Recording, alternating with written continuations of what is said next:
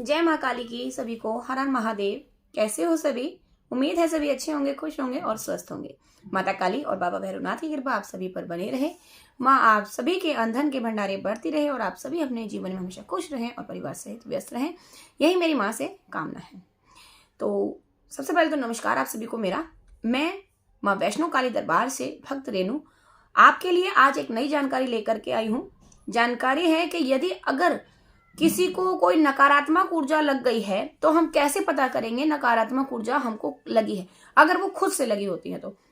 और दूसरा कि आखिर ये नकारात्मक ऊर्जा हमें लगती कहाँ से है, तो उसी के बारे में आज मैं यहाँ पर आपको समझाऊंगी। और नकारात्मक ऊर्जा लगने के बाद में हमारे शरीर में क्या सिम्टम होते हैं, क्या परिवर्तन होते हैं, हमको कहाँ परेशानी होती है, किस प्रकार की तकलीफ होती है। क्योंकि बहुत से लोग नकारात्मक ऊर्जा सकारात्मक ऊर्जा में कोई फर्क ही नहीं महसूस कर पाते हैं। क्योंकि कभी अचानक से किसी घर में कोई सवारी खेलने लगता है व्यक्ति, तो सोचते हैं कि पता नहीं क्या सवारी आ गई है, नकारात्मक है सकारात्मक है, तो उसमें कंफ्यूज हो जाते हैं। तो उसी के बारे में आज मैं यहाँ पर आपको डिटेल में समझाऊंगी, बिल्कुल बारीकी से।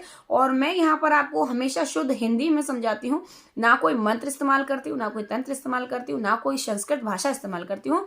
आपको सिर्फ और सिर्फ शुद्ध हिंदी भाषा में ही समझाने की कोशिश करती हूँ। और उम्मीद करती हूँ मेरे द्वारा समझाई गई वीडियो से आपको कोई ना कोई जानकारी जरूर प्राप्त होती होगी।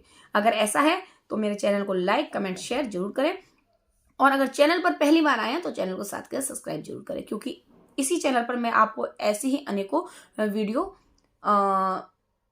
देती रहती हूँ। तो शुरू करते हैं आज का वीडियो। तो देखिए, सबसे पहले तो जब किसी व्यक्ति को कोई नकारात्मक ऊर्जा लगती है तो वो लगती कहाँ से है, वो ऊर्जा कहाँ से लगती है? वो ऊर्जा लगती है चौराहे से, तिराहे से, बहते हुए पानी से। जैसे कहीं से बहता हुआ पानी निकल रहा है तो वहां से, नदी घाट के किनारे से, शमशान के किनारे से, शमशान के सामने से, है ना। तो ऐसी जगहों से जब ये नकारात्मक ऊर्जा लगती है, और फिर ये ऐसे तो आप तो कहेंगे ऐसा तो चलता हुआ रास्ता है, नदी घाट चलती हुई है, सभी को क्यों नहीं लग जाती है, किसी किसी को ही क्यों लगती है। तो उनको कैसे लगती है वो भी मैं यहाँ पर आपको समझा रही हूँ। तो देखिए, जैसा कि हम लोग कहीं से आ रहे हैं या कोई बच्चा कहीं खेल रहा है, जा रहा है, तो कोई भी व्यक्ति नॉर्मल तरीके से कहीं से आ रहा है और किसी का कोई उतारा रखा हुआ है। जैसे कि आपने अधिकतर देखा होगा कि चौराहे पर कोई मटकी में उतारा रखा होता है, जैसे श्रृंगार टाइप का, चुनरी, श्रृंगार, नारियल और 5 प्रकार की मिठाई या फिर लड्डू या नींबू, इस प्रकार का जो है उतारे रखे हुए होते हैं चौराहे पर। ठीक है, तो वो उतारा ऐसे ही नहीं कोई रख देता है कि आप नहीं सोचे कि कोई ऐसे ही रख दिया है तो कोई दिक्कत नहीं होती है। जो चौराहे पर अगर ऐसी चीजें रखी हुई हैं तो वैसे क्यों कोई चौराहे पर रख कर जाएगा? ये किसी का उतारा किया हुआ होता है। उतारा करके जैसे चौराहे वाली माता को देते हैं तो उसका उतारा कहाँ रखेंगे? चौराहे वाली माता के लिए चौराहे पर रखेंगे, है ना। क्योंकि बहुत से देवी देवता ऐसे होते हैं जो कि चौराहे पर भोग लेते हैं। बात करें जैसे माता मंदानंद की, माँ चौक चौराहे वाले की, शमशान की रानी की, तो शमशान की रानी का उतारा होता है। और शमशान की जो क्रियाएं की जाती हैं किसी के ऊपर, जैसे किसी के ऊपर किसी ने कोई शमशान की क्रिया कर दी है तो उसका उतारा उतर कर कहाँ जाता है? शमशान में। किसी के अगर कोई चौराहे की क्रिया कर दी है किसी के ऊपर तो वो उतारा उतर कर कहाँ जाएगा? चौराहे पर। क्योंकि जो व्यक्ति जहां से चला है उसको उतार कर वहीं तो स्थान दिया जाता है। अब ये तो नॉर्मल चीजें आप नॉर्मल अवस्था में ये आप नहीं समझ पाएंगे, ये तो एक भक्त और तांत्रिक ही समझ सकते हैं, मैं कहना चाह रही हूँ। ठीक है, लेकिन सबसे पहले तो मेरा भक्त और तांत्रिक जो भी हैं, अगर मेरा वीडियो देख रहे हैं तो उनसे सबसे पहले मेरा निवेदन यही रहेगा कि जितना हो सके आपको, अगर कोई व्यक्ति का उतारा करते हैं तो उसको चौराहे पर रखने से अच्छा तो आप या तो उसको चलते हुए पानी में बहा दें या फिर शमशान में उतारा करवाएं तो ज्यादा बेटर है। क्योंकि देखो, वैसे तो मैं मानती हूँ कि जो चौराहे वाली का उतारा है वो चौराहे पर ही रखा जाएगा, लेकिन उस उतारे को इस प्रकार से रखवाएं कि वो किसी के संपर्क में ना आ सके। तो जैसे सभी के घर में छोटे छोटे बच्चे होते हैं, चलते फिरते राह में बच्चे भी खेलते हैं, तो किसी ना कोई बच्चा अनजाने में ऐसा अगर चौराहे के उतारे को लांग लेता है या उसके स्पर्श कर लेता है तो उनको दिक्कत हो जाती है। बच्चे तो ना समझ है, वो तो नहीं जानते हैं कि क्या है क्या नहीं है। तो ये चीज तो हम लोगों को समझनी पड़ेगी, जो भक्त हैं, जो तांत्रिक हैं, जो उतारे करवा के रखवाते हैं इनको।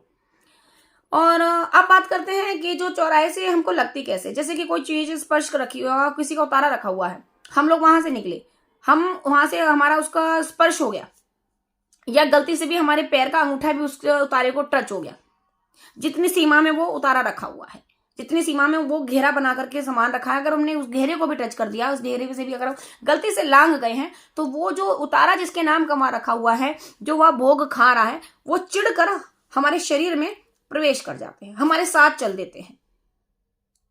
या फिर हमने कोई ज्यादा खुशबूदार चीज लगाई है तो उसकी महक से वो हमारे साथ चल देते हैं। या फिर कोई ऐसा व्यक्ति जिसका खून काफी हल्का है और शरीर कमजोर है, बीमारी की स्थिति में है, ऐसे व्यक्तियों को ये उतारे से लग जाते हैं। अब उतारा से जब ये लगते हैं तो हमारे शरीर में क्या बदलाव होते हैं? हमारे बदलाव शरीर में जो सब बदलाव होता है, सबसे पहले तो ये जो जहां से हमको ये चौराहे तराहे की जो हवा ब्यार है ये लगती है, तो वहीं से हमारा शरीर भारी सा होता चला जाता है। हमारे शरीर एकदम ऐसा हो जाता है बेजान सा, और ये लगता है कि शरीर पर कितना भार रखा है, बहुत भारी वजन रखा हुआ है हमारे शरीर पर। और वो भार हमारे घर तक ऐसे ही हम चले आते हैं, हमको फिर ये लगता है कि वो चौराहे से अपना घर हमको पकड़ना बड़ा भारी पड़ जाता है। लेकिन बहुत से नॉर्मल स्थिति में लोग नहीं समझ पाते हैं। चौराहे से घर तक आते हैं, घर तक आते आते जो हमारी ये पलकें हैं ये भारी हो जाती हैं।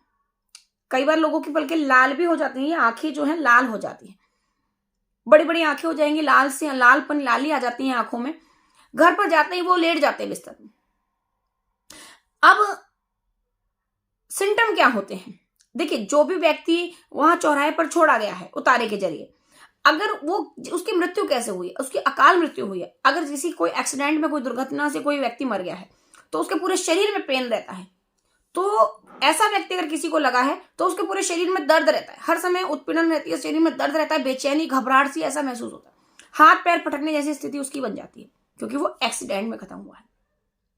अब सपोज करके चलिए कोई अगर सुसाइड करके खत्म हुआ है, जैसे कोई गला दबा करके मरा है या कोई जहर खाकर मरा है, तो ऐसे व्यक्ति को गला दबता है उसका, यहां से ऐसा लगता है उसके गले में कुछ हिलका हुआ है, अटक गया है, उसके गले से आवाज जाती है, गले में बड़ी परेशानी हो जाती है उसको, अगर किसी को ऐसी आत्मा लग गई है तो। दूसरा, अगर कोई व्यक्ति ऐसा है कि वो नहर में पानी में डूब करके मरा है, तो ऐसे व्यक्ति को पानी से डर लगने लगता है, वो पानी के स्पर्श में जाने से घबराता है, पानी के पास जाना पसंद नहीं करता, डरता है बार बार पानी से, उसको पानी से डर लगने लगता है।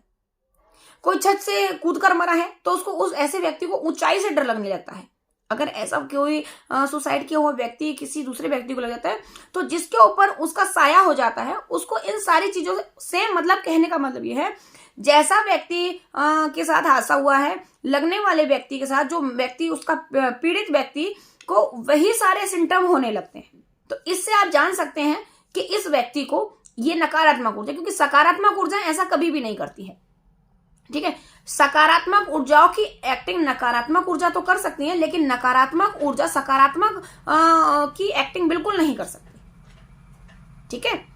सकारात्मक कभी नहीं करती है नकारात्मक की एक्टिंग, लेकिन नकारात्मक ऊर्जाएं जो वो देवी देवताओं की भली भांति तरीके से कॉपी करना जानती हैं, बड़ी एक्सपर्ट होती हैं। तो अगर ऐसा किसी के साथ में भी हो रहा है तो आप आसानी से समझ सकते हैं कि हमारे साथ में ये नकारात्मक ऊर्जा है, और कोई भी सकारात्मक ऊर्जा नहीं, तो तत्काल उसका आप इलाज करवाइए कहीं ना कहीं।